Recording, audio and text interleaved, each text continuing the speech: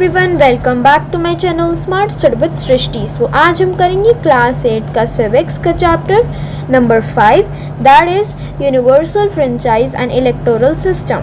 इस चैप्टर में वोटिंग के बारे में बताया है एंड इसमें बताया है कि वोटिंग सिस्टम कैसे होता है, इलेक्शंस कैसे होते हैं और कौन कराता है इलेक्शन को, क्या सभी लोग इलेक्शन में वोट कर सकते हैं, ये वगैरह बताया है। सो अब हम इसको इस चैप्टर को पढ़ते हैं और अच्छे से समझते हैं कि चैप्टर में है क्या। ठीक है, सो अब हम स्टार्ट करते हैं। चैप्टर क्या था हमारा, universal franchise and India's electoral system.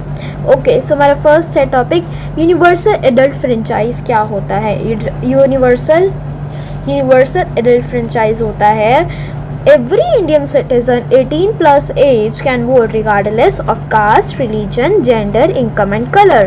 इसका मतलब है कि हर एक भारत का नागरिक, जो भी एक भारत का नागरिक है जो 18 साल से ऊपर का है, एज उसकी 18 साल से बड़ी है, वो वोट कर सकता है। कोई इसमें डिस्क्रिमिनेशन नहीं होता कास्ट का, रिलीजन का, जेंडर का, इनकम का, कलर का। तो अब ऐसा कुछ है नहीं। 18 प्लस एज के जितने भी लोग हैं, जितने भी सिटीज़न हैं, वो वोट कर सकते हैं, चाहे वो लड़का क्यों ना हो, चाहे वो लड़की क्यों ना हो, जेंडर में चाहे वो किसी भी कास्ट का इंसान हो, चाहे वो किसी भी रिलीजन का हो या उसकी स्किन टोन कलर कैसा हो, ये सब कुछ मैटर नहीं करता। जो 18 प्लस एज का है वो वोट कर सकता है, वो नागरिक वोट कर सकता है। ठीक है, universal adult franchise applies to Lok Sabha, state UT assembly and all villages city election. ये लिखा था आर्टिकल 326 में कि यूनिवर्सल एडल्ट फ्रेंचाइज अप्लाई होता है लोकसभा में, स्टेट यूटी असेंबली में और जितने भी विलेज और सिटीज़ हैं उसके इलेक्शंस में। ठीक है, वोटर्स के लिए भी कुछ रूल्स होते हैं। Can't vote for another person. ऐसा नहीं है कि अगर समझिए कोई आपके घर में कहीं किसी फंक्शन पे गया और उस दिन इलेक्शन है, वो बंदा वोट नहीं कर पा रहा है, तो हम ऐसा नहीं है कि हम उस बंदे का भी वोट जाकर हम ही दे दें, नहीं, हम उसका वोट नहीं दे सकते, वो अपना वोट खुद ही देगा। ठीक है, serious crimes can disqualify voting right. जो सीरियस क्राइम्स होते हैं वो डिस्क्वालीफाई हो जाते हैं वोटिंग राइट से। ठीक है, 2024 में जनरल इलेक्शंस हुए थे। 980 मिलियन वोटर्स थे एलिजिबल और जो 540 किसके लिए थे, 543 लोकसभा सीट्स के लिए। इम्पॉर्टेंस क्या है यूनिवर्सल एडल्ट फ्रेंचाइज की, उसकी इम्पॉर्टेंस है कि नो डिस्क्रिमिनेशन, कोई डिस्क्रिमिनेशन नहीं होगा। पीपल अपने आंसरेबल रिप्रेजेंटेटिव चुनेंगे। मतलब कैसे, अगर आप उसी इंसान को अपना इलेक्शन में जिताओगे ना जिसको आप जानते हो कि हाँ वो हमारे देश के लिए कुछ करेगा, वो हमें आंसरेबल होगा। अगर उसने अभी बोला है कि वो हमारा रोड बनवाएंगे, एग्जांपल अगर किसी इलेक्शन में किसी रिप्रेजेंटेटिव बोला है कि हम आपको एक रोड बना के देंगे वगैरह करेंगे, और अगर वो बाद में नहीं कर रहे हैं तो फिर कोई फ़ायदा नहीं है। तो पीपल को हमें अपना एक आंसरेबल रिप्रेजेंटेटिव्स चुनना चाहिए। ठीक है, ECI election commission of India, ये सबसे मेन रोल होता है इनका। ये इलेक्शंस कराते हैं, इलेक्शन की डेट सेट करते हैं, ट्रैवल करते हैं कुछ एरियाज़ में वोट के लिए। जो लोग जैसे नहीं आ पाते इलेक्शन देने के लिए तो ये ट्रैवल करते हैं। 2024 में एल्डरली एंड डिसेबल के लिए ये घर गए थे वहाँ पे वोट लेने के लिए, क्योंकि कुछ लोग बहुत बूढ़े थे, चल नहीं पा रहे थे, जो मतलब अपने स्थिति उनकी ठीक नहीं थी। ठीक है, setting registering political parties setup in 1950, ensure करते फ्री और फेयर इलेक्शन। और जो हमारा फर्स्ट इलेक्शन हुआ था वो हुआ था 1951 टू 1952 में। पढ़ते हैं एसिस्टिव टेक्नोलॉजीज़। तो अब क्या टेक्नोलॉजीज़ आई हैं, व्हील चेयर और रैम्स आ गए, बेरली इनेबल्ड वोटर कार्ड्स आ गए हैं। इलेक्शन प्रोसेस कैसे होता है, इलेक्शन का प्रोसेस कैसे होता है, इलेक्शन ऑफिसर होता है वो इंश्योर करता है कि फेयर में इलेक्शन हो, जैसे कोई गलत काम ना हो इलेक्शन में, मतलब कि कोई चीटिंग ना हो इलेक्शन में, फेयर इलेक्शन हो, सही इलेक्शन हो।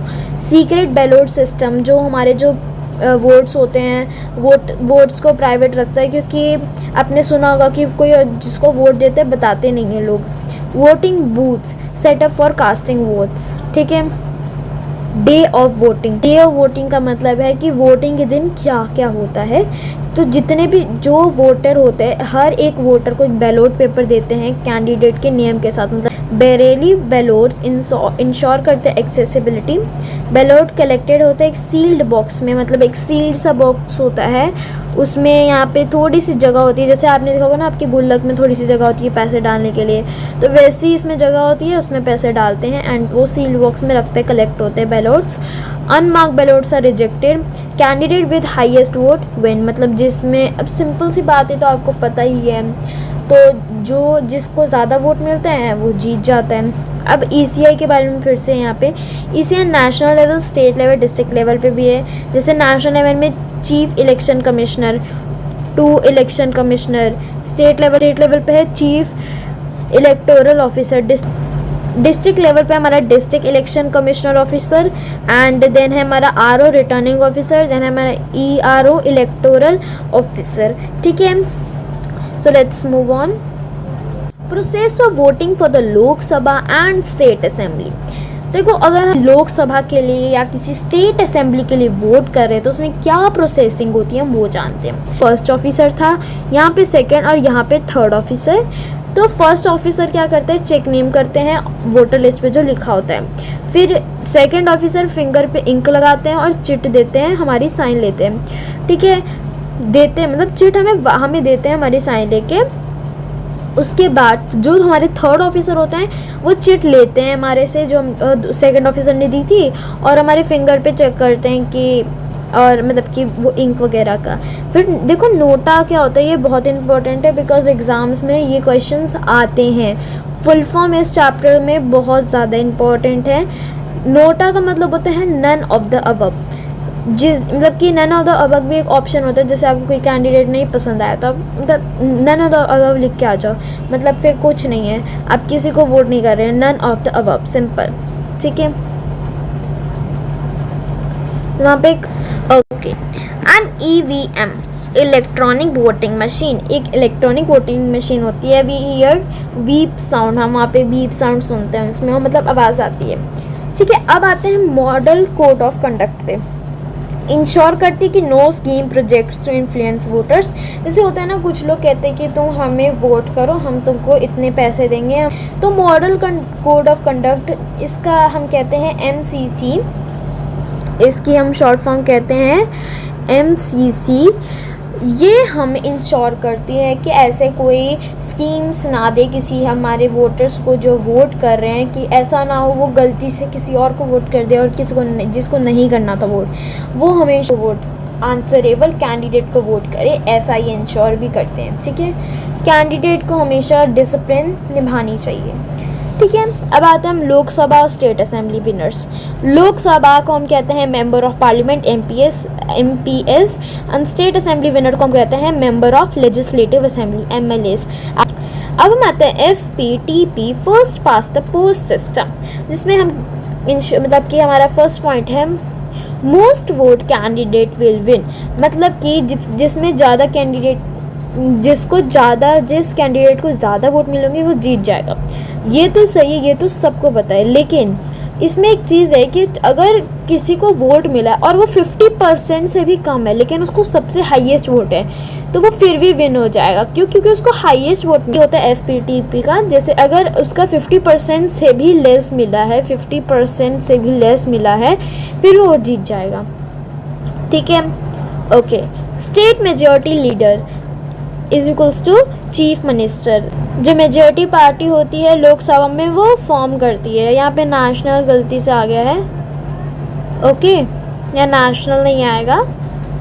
National government means leader means prime minister. National government leader means prime minister. So students, ये मेजॉरिटी पार्टी इन लोकसभा है, ये फॉर्म्स आएगा अकेला। ये बाय मिस्टेक यहाँ पे लिखा हुआ था नेशनल, यहाँ पे नेशनल नहीं आएगा। Is it clear? So let's या अब हम आते हैं राज्यसभा क्या होता है। तो राज्यसभा में इलेक्टेड थ्रू इनडायरेक्ट इलेक्शन, ये इनडायरेक्ट इलेक्शन से इलेक्ट होते हैं। 245 मेंबर्स होते हैं टोटल मिला के। कितने होते हैं? 245, 233 इलेक्टेड होते हैं, लेकिन 12 नॉमिनेटेड होते हैं। किससे? प्रेसिडेंट से नॉमिनेटेड होते हैं। सीट्स डिपेंड करती हैं पॉपुलेशन पे, ठीक है। यहाँ पे बाय मिस्टेक पॉप्टर लिखा हुआ है बट नो, ये नहीं आएगा, यहाँ पे पॉपुलेशन आएगा ओनली, ठीक है। Seats depends on population for states, permanent house never dissolve. मतलब कि देखो सीट्स तो किस पे डिपेंड करती है, जितने भी हमारी आबादी है उस पर डिपेंड करती है। परमानेंट हाउस नेवर डिसॉल्व, ये परमानेंट हाउस है कभी डिसॉल्व नहीं होता है। मेंबर्स सर्व होते हैं 6 ईयर्स पे, 1/3 रिटायर्ड होते हैं हर 2 साल में। President use single transferable vote system, ये single transferable vote system use करते हैं। इलेक्टेड होते हैं इनडायरेक्टली, किससे, इलेक्टोरल कॉलेज जो कंसिस्ट होता है एमपीज़ का और एमएलएस का, स्टेट जैसे कि Delhi and Puducherry. Vice president होते हैं जो इलेक्टेड होते हैं इलेक्टोरल कॉलेज से, जैसे एमपीज़ जो बोथ इलेक्टेड भी होते हैं और नॉमिनेट भी होते थे। वाइस प्रेसिडेंट में किससे कैसे इलेक्ट होते हैं, देखो जैसे हमने देखा था राज्यसभा में कि 12 नॉमिनेटेड थे, है ना, मतलब कि इसमें नॉमिनेटेड भी इलेक्ट करते हैं, वाइस प्रेसिडेंट को इलेक्टेड भी करते हैं और नॉमिनेटेड भी करते हैं, ठीक है। ये बहुत इंपॉर्टेंट है, एग्ज़ाम में आता है कि वाइस प्रेसिडेंट को कौन इलेक्ट करता है, खाली इलेक्टेड मेंबर्स करते हैं कि या नॉमिनेटेड, तो हम लिखेंगे बोथ ऑफ देम, ठीक है, इलेक्ट करते हैं। Use single transferable vote system use करते हैं, ठीक है। हमारा लास्ट टॉपिक है challenges and the road ahead. Issues for money power criminal candidates, issues money power है, क्रिमिनल कैंडिडेट्स हैं। Should be aware by responsible voting, हम रिस्पॉन्सिबल वोटिंग करें, जैसे कि अगर किसी कैंडिडेट को हम वोट कर रहे हैं तो वो कैंडिडेट हमें आंसरेबल होना चाहिए, ऐसे हमें रिस्पॉन्सिबल वोटिंग करना चाहिए।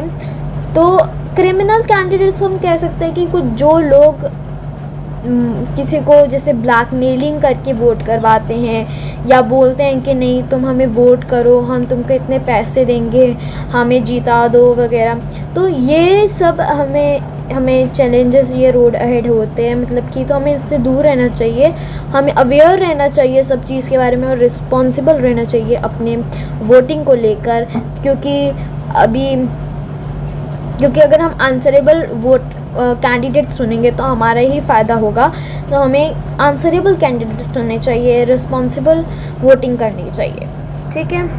सो थैंक यू एवरीवन, हमारा ये चैप्टर था universal franchise and electoral system, ये हमने कंप्लीट कर लिया है। If have any doubt let me know in comment section, इसके नोट्स मैं आपको प्रोवाइड कर दूँगी शॉर्ट्स वीडियो में, so you should go and check there also. And if you like my videos, subscribe my channel, share with your friends ताकि वो भी अच्छे से समझ सके इस चैप्टर को, अगर उनको भी दिक्कत आ रही है। आई होप कि आपको सब कुछ समझ आ गया होगा। सो अभी के लिए बाय।